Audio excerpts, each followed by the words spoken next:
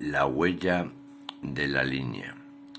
La línea camina en su trazo como mirada que proyecta al espacio la huella de su ser.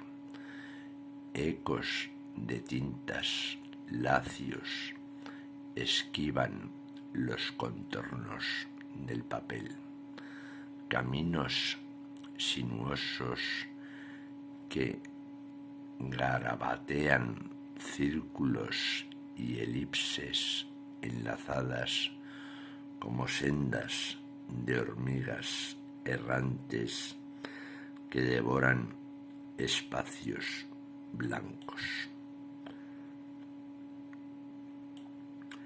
Cincel de tinta. Emergen trazos en el